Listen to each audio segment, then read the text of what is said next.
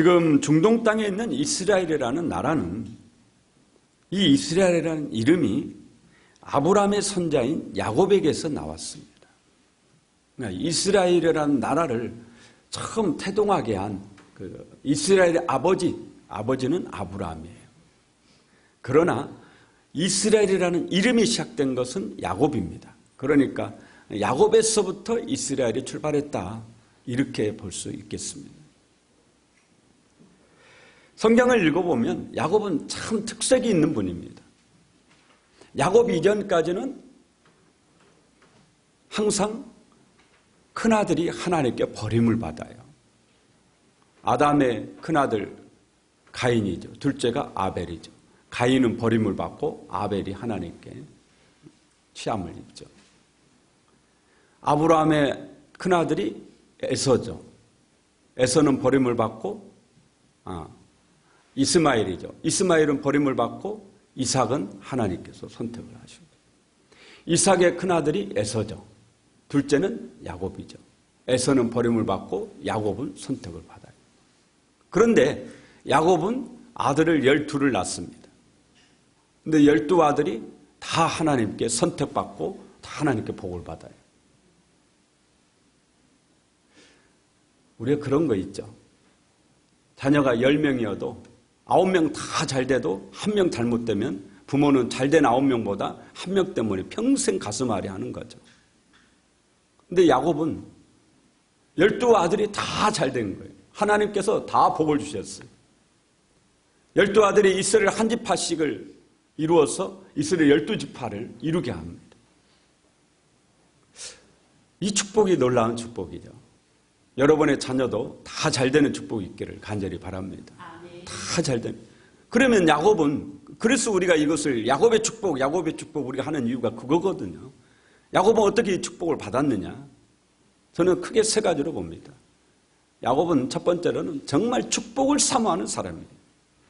하나님의 은혜를 사모하는 사람입니다. 사모하는 사람에게 하나님이 은혜를 더하시거든요. 축복을 사모하는 사람, 하나님께 복을 받고 싶어 하는 사람, 그런 사람에게 하나님이 복을 주십니다. 두 번째는 야곱은 기도의 사람입니다.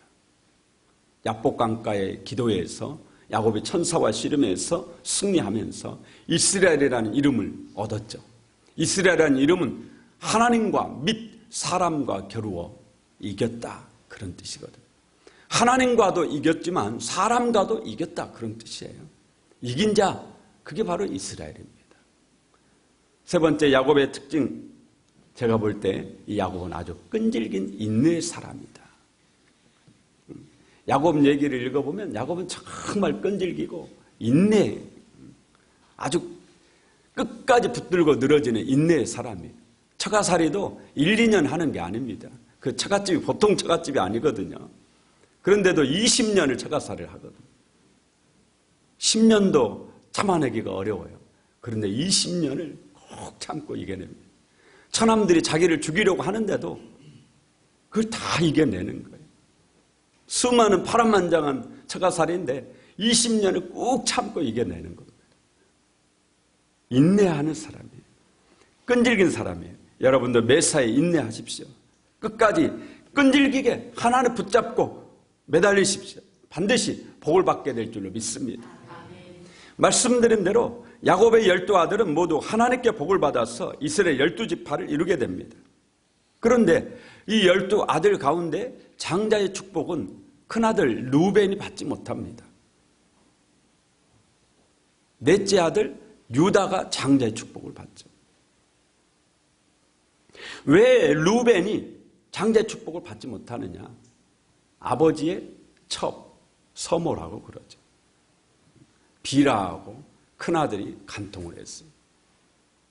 그러니까 야곱이 아들을 일찍 낳으니까 이 비라를 첩을 얻었을 때 큰아들과 나이가 엇비슷했던 것 같아요. 그러니까 둘이 눈이 맞았어요. 그러니까 아버지의 여자를 간통한 겁니다. 이걸로 장자의 축복을 받지 못하죠. 엄청난 축복이거든요. 왕 같은 존재거든요. 그런데 육체의 정욕 때문에 루벤은 그걸 잃어버립니다. 성경 읽어보면 루벤은 사람은 정말 좋은 사람이에요. 아주 부드럽고 남을 배려할 줄 아는 그런 사람입니다. 그런데 신앙은 그게 다가 아니거든요. 신앙. 그러면 이제 둘째 아들에게 와야죠. 둘째 아들 시므온에게 와야 되는데 둘째 아들 시므온과 셋째 아들 레이도 장자의 축복을 받지 못합니다. 왜냐? 세겜성 학살 사건의 주범이기 때문이에요. 여동생 디나가 세겜성 추장에게 겁탈을 당했습니다. 다른 아들들도 많잖아요. 그런데 그 중에서 시므온과 레이가 엄청 분하게 생각합니다.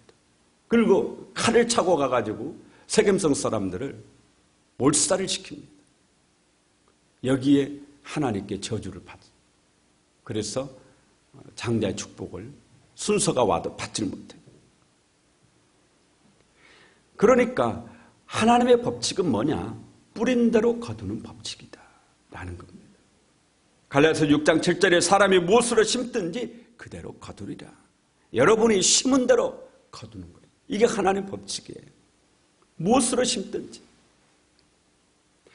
루벤은 아버지의 여자와 육체의 정욕을 이기지 못하고 간통함으로 잃어버리고, 시몬과 레이는 살인자가 되어가지고 하나님께 저주받아서 잃어버려요. 뿌린 대로 거둔다. 그러면 장자의 축복을 누가 받느냐? 이게 흘러서 넷째 아들 유다에게 갑니다. 야곱의 아들들 가운데 장자의 축복, 장자권은 보통 둘로 나눠서 생각합니다. 영적 장자권과 육적 장자권 둘로 나눠요. 이게 또 특징이 있어요. 영적 장자의 축복, 장자권은 유다가 갖습니다. 그래서 유다 지파에서 다윗 왕이 나오고 다윗 왕의 후손으로 예수님이 나와요. 영적 장자 축복은 유다가 받아요. 그러나 육적 장자의 축복, 이 세상에서의 장자가 받는 축복은 요셉이 받습니다.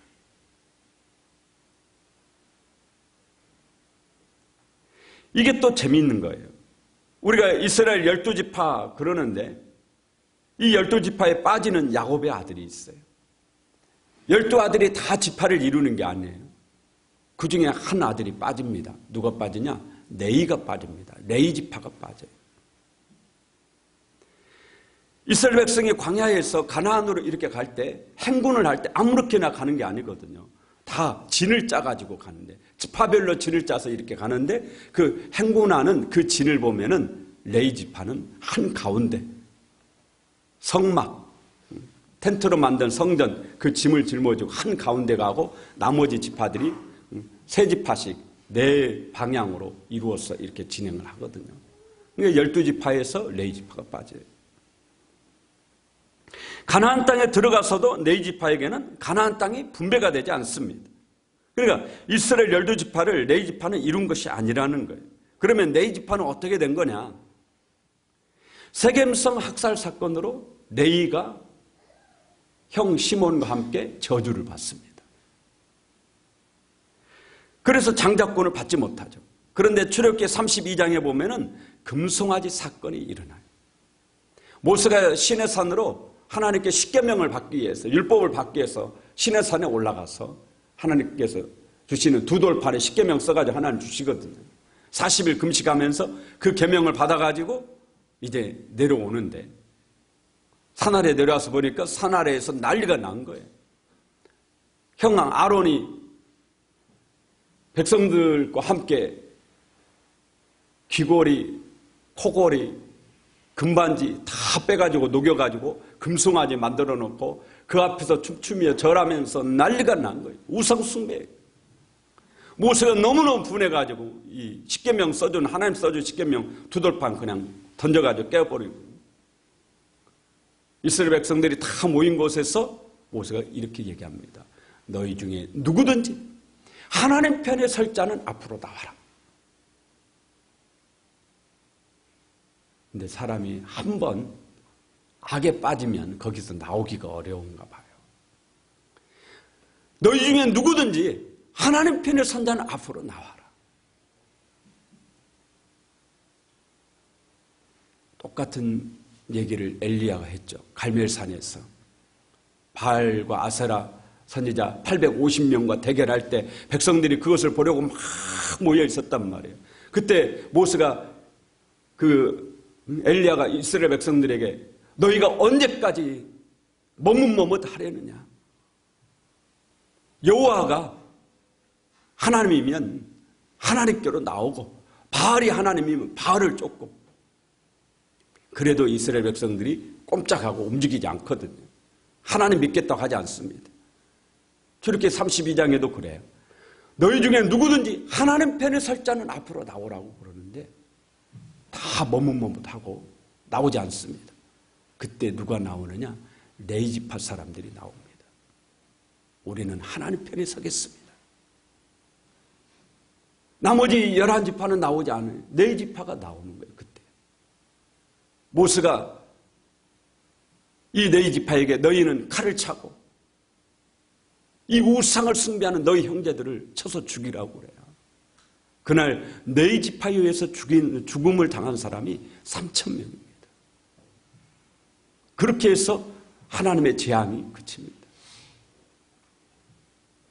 그런데 하나님께서 이때 레위 지파의 결단, 하나님 편에 서겠다라는 이 결단, 이것을 크게 봤어요. 그래서 레위 지파에게 놀라운 축복을 주는데 성전에서 일하는 성직자의 축복을 줍니다. 애굽에서 나올 때 10번째 재앙이 장자의 재앙이죠.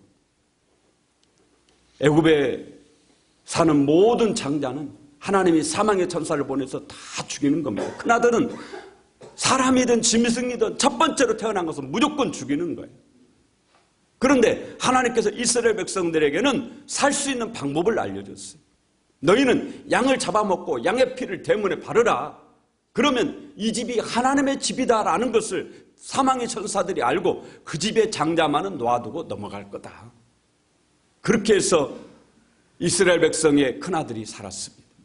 그때부터 하나님이 이스라엘 백성들이 뭐라고 얘기하느냐? 너희의 큰아들은 내 것이다. 큰아들을 요구를 하세요. 그래서 큰아들을 바치라고 그래요.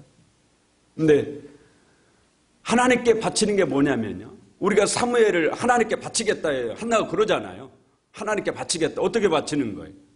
애기 낳자마자 젖대니까 어떻게 해요? 성전에다 갖다 바쳤단 말이에요. 그러니까 애기가 성전에 가서 사는 거예요. 내 아들이 아니에요. 성전에 가서 청소도 하고, 성전에 가서 사무엘 선지자의 엘리 선지자의 그 모든 일들을 돕는 그런 일들을 하고 평생 성전에서 사는 겁니다. 만약에 여러분의 큰아들 성전에다 바치라 하면은 이 중에 우리 장 집사님 바치시려나? 큰아들 인제 바치고 어떻게 사실까요? 그러잖아요. 이스라엘 백성의 마음도 다 그래요. 여러분의 큰아들 성전에다 바치라. 집에 못 갑니다. 성전에 사는 거죠. 하나님께서 그 이스라엘의 큰아들 대신에 레위 지파를 받습니다. 레위 지파를 큰아들 몫으로 받는 거예요. 그렇기 때문에 이 레위 지파는 땅도 주지 않습니다. 아무것도 주지 않죠. 레위 지파는 뭘로 사느냐? 성도들이 하나님께 바친 11조를 가지고 살도록 그렇게 하세요. 왜냐하면 큰아들이니까. 우리 큰아들이 가야 되는데 이 레위 지파의 누군가가 대신 가 있는 거죠. 그래서 이스라엘 백성들로 인해서 레위 지파를 먹여 살리도록 그렇게 하시는 겁니다. 그러면 레위 지파 하나가 빠졌으니까 이제 11지파잖아요. 그럼 한 지파가 더 늘어나야 되잖아요. 여기에 또 야곱이 놀라운 일을 행하죠. 야곱이 임종을 앞두고 있을 때 아들 요셉이 야곱의 손자인 에브라임과 므낫세를 데리고 문병을 갑니다. 문병을 가는데 그 자리에서 야곱이 뭐라 하느냐? 아들 보고 너의 이 두 아들, 그러니까 손자죠. 너의 이 두 아들 에브라임과 므낫세는 이제부터 내 아들이다. 양자를 삼습니다. 손자를 양자 삼아요. 손자를. 그래서 이 에브라임과 므낫세 이 손자 둘이 야곱의 아들들이 돼요. 그래서 한 아들은 요셉의 뒤를 잇는 한 지파를 형성하고 한 아들은 네 지파의 뒤를 잇는 한 지파를 형성해서 요셉의 두 아들이 하나씩 결과적으로는 요셉이 두 지파를 형성하게 되는 거죠. 요셉이 두 배의 축복을 받는 거예요. 그래서 이 땅에서의 장자의 축복은 요셉이 받았다. 우리가 그렇게 얘기를 하죠. 이것도 역시 뿌린 대로 거두는. 요셉이 큰 공을 세웠잖아요. 야곱과 그 일가 35명을 7년 대6년 때 굶어 죽을 것인데 요셉이 애굽의 총리가 돼서 초청해가지고 그걸 먹여 살려서 살려내잖아요. 큰 공을 세우죠. 그 대가로 하나님이 요셉에게 그런 축복을 줍니다. 여러분이 하나님 앞에 공을 세우는 그것 절대 헛되지 않다라는 거죠. 하나님은 상 주시는 하나님이 있어요. 심는 대로 거두는 거예요. 하나님의 법칙은 심는 대로 거두는 겁니다. 심는 대로. 그런데 오늘 저는 이 레위의 후손인 고라 자손을 얘기를 하려고 그럽니다. 레위 지파에 아론 대제사장인 아론도 있고요. 레위 지파에 모세도 있고요. 레위 지파에 이 고라가 있습니다. 고라 자손 하면 고라의 반역 사건으로 유명합니다. 민수기 16장에 고라가 하나님께 불만을 품고 모세와 아론을 대적합니다. 혼자 힘으로 안 되니까 사람들을 포섭해서 당을 지어가지고 세력을 규합해가지고 모세와 아론에게 대적하는 거예요. 하나님께 대적하는 거예요. 여기에 누우벤 지파인 다단과 또 아비람과 온이 합세하죠. 지휘관 250명도 여기에 합세합니다. 그래서 세력이 엄청 커졌어요. 그래서 모세와 아론에게 대적하는 거예요. 고라는 자신이 성전에서 허드렛 일이나 하고 자기가 똑같은 레위 지파인 모세는 백성을 인도하는 인도자고 아론은 대제사장이 되고 여기에 불만을 품었어요. 똑같이 할아버지가 똑같고 조상이 똑같고 같은 집안 같은 형제인데 왜 우리만 이렇게 허드렛 일하고 너희만 대접받고 그러느냐 이거죠. 나도 제사장 하겠다라는 거죠. 그래서 반역을 일으킵니다. 모세가 이들에게 말합니다. 여기에 합세해서 반역을 일으킨 250명의 지휘관들에게 너희는 내일 각기 향로를 들고 하나님 앞으로 나와라. 우리도 향로 가지고 나오겠다. 향로는 불을 피우는 향로거든요. 불씨를 넣고 거기에 향을 피우는 것이 향로죠. 우리도 우리의 향로를 가지고 오겠다. 그리고 다음 날이 됐어요. 고라가 이제 오늘은 전면전이잖아요. 전면전이. 이제 오늘 이겨야 되니까 고라가 백성들을 다 교합해서 모아가지고 모세를 대적하기 위해서 싹 모았습니다. 그리고 모세에게 나오는 거예요. 모세가 이 고라를 놓아두고 다단과 아비람 있는 쪽으로 갑니다. 근데 이 사람들이 가족 전체가 다 그들의 그 텐트를 치고 사니까 텐트 앞에 다 모여 있어요. 대적하려고. 그때 모세가 이스라엘 백성들이 얘기합니다. 너희 중에 살고자 하는 자는 이 반역자들의 무리에서 떠나라. 장막에서 떠나라. 그런데도 하나님께서 이들을 멸하실 것이니까 너희는 지금 이들에게서 떠나라. 이게 함께하지 말라라는 거예요. 함께하면 죽는다라는 거예요. 그런데도 이 반역의 무리들이 아주 뻣뻣하게 그 가족들이 아주 뻣뻣하게 고개를 딱 쳐들고 떠나지 않습니다. 순간 땅이 확 갈라지면서 이 사람들을 싹 삼켜버리죠. 얼마나 놀랬겠어요. 땅이 갈라지면서 삼켜버리는 거예요. 그리고 향로를 든 250명은 하나님의 성전에서 불이 확 오더니 이 사람들이 250명 삽시간에 불에 타가지고 싹 죽었습니다.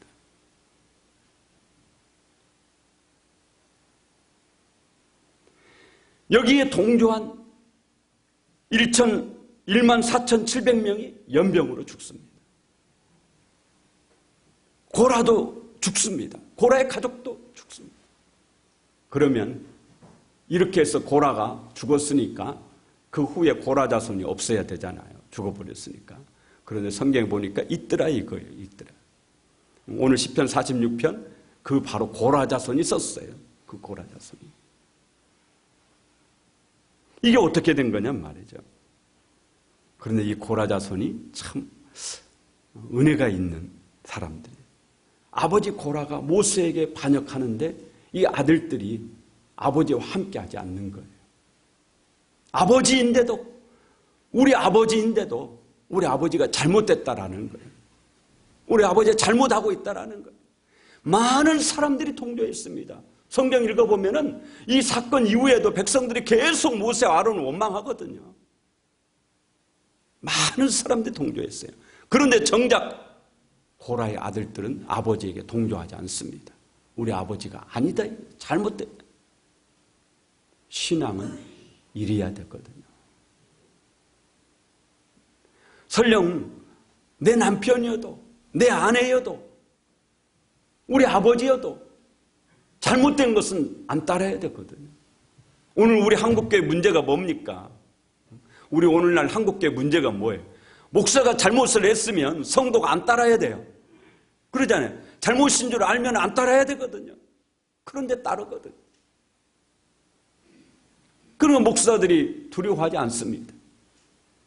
그렇잖아요. 만약에 이성 문제로 해서 문제 일으킨 목사가 어디 가서 개척하면은 아무도 안 가야 되거든요. 그런데 모이거든요.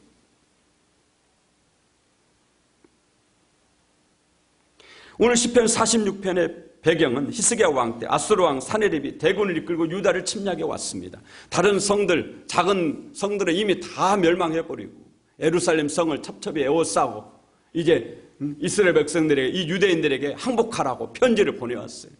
히스기야 왕이 지금 적군이 지금 거의 20만 대군인데 예루살렘 성은 작잖아요. 그 성 안에 몇 명이나 있었겠어요.